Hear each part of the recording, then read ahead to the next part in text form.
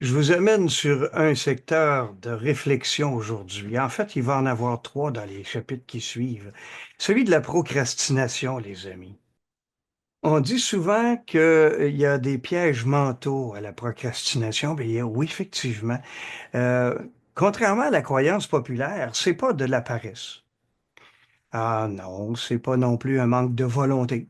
Non, non. Alors, des études ont été faites par des psychologues. C'est une forme de protection psychologique euh, contre l'incertitude, contre le jugement des autres, contre la peur de l'échec. Que vont penser mes pairs dans mon monde?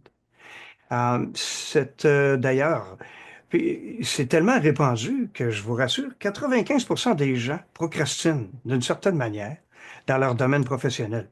Donc, il y a une revue psychologique, donc Psychological Science, qui avait fait le tour de ça. Ça m'avait bien fait sourire, je voulais vous renseigner là-dessus. Donc, on est tous un petit peu pris par la procrastination, à différents niveaux. Donc, c'est un phénomène qui est très répandu et très simple. Dans le fond, c'est que notre cerveau humain cherche à éviter de la douleur, hein. Tout à fait normal. Alors, on essaie de maximiser l'effort immédiat, hein, au profit, évidemment, de l'action qu'on doit faire, qui, elle, est reportée. Donc, ce qu'on a à comprendre, c'est juste d'apprendre à le maîtriser. Pour y arriver, bien, je crois qu'on doit être saisi de quelques données. En fait, la procrastination, elle est à trois niveaux ou de trois types. Elle peut être une procrastination qu'on dit paralysante ou stratégique ou encore au perfectionnisme. La procrastination paralysante, ben, c'est celle qui est souvent, lorsqu'on est face à une tâche qu'on trouve monumentale, ben là, on est comme figé et ça nous paralyse. Euh, il y a une façon simple de se débarrasser de tout ça, c'est de regarder la tâche puis de le découper en petits morceaux. À ce moment-là, bon, on amenuise tout l'impact de la peur qui est créé et il s'agit juste de trouver un démarrage avec une petite action et voilà, l'effet va se mettre en fonction. Donc, notre locomotive va commencer à avancer. La procrastination peut être stratégique aussi et celle-là, je l'entends souvent. Ah, Louis, j'ai pas la bonne information. Ben là, je sais pas si c'est le bon timing. Ah, écoute, Louis, j'attends l'aval d'un de mes collègues.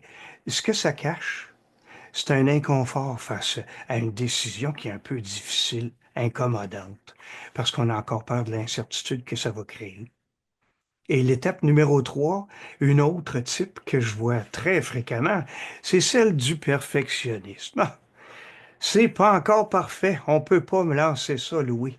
Ben non. Ben, écoutez, le projet décollera jamais si vous essayez pas euh, de, de, de le démarrer, même s'il est imparfait. C'est un petit peu comme si vous parteriez du centre de ville de Québec pour vous rendre au centre-ville de Montréal et vous attendiez que toutes les lumières rouges, vertes, c'est-à-dire soient alignées pour appuyer sur la pédale de démarrage.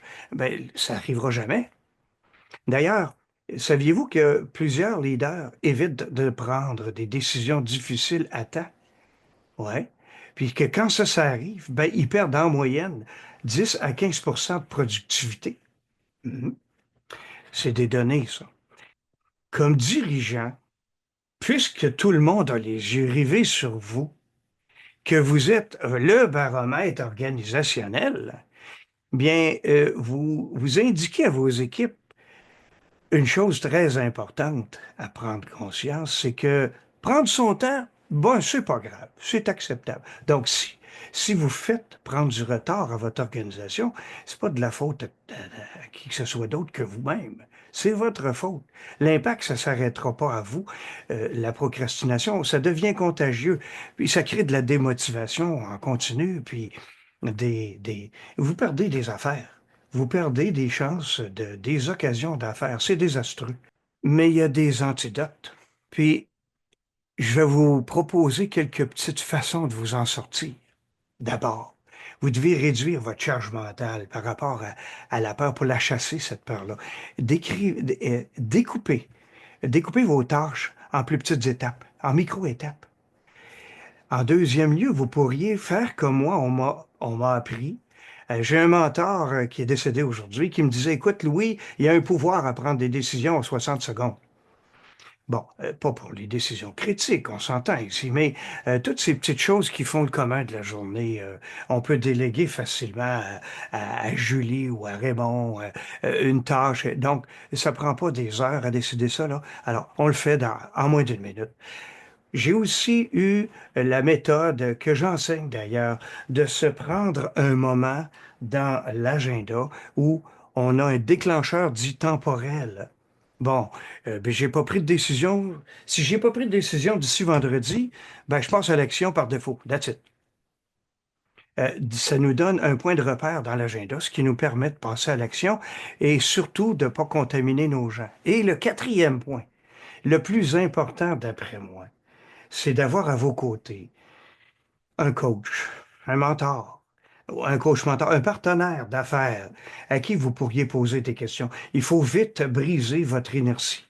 C'est un des points clés. D'ailleurs, les organisations qui mettent en place ce genre de système de gouvernance, là, qui est très, très clair, puis qui ont un rythme de décision plus rapide, ben, c'est eux autres qui captent les opportunités de marché en premier. Il n'y a jamais de moment parfait, il n'y aura jamais assez d'informations. Le risque zéro, ça n'existe pas. Vous êtes un entrepreneur, c'est à vous de rapidement avoir la capacité d'agir avec confiance, malgré l'incertitude. Et c'est d'ailleurs ce que vos équipes, vos clients attendent de vous.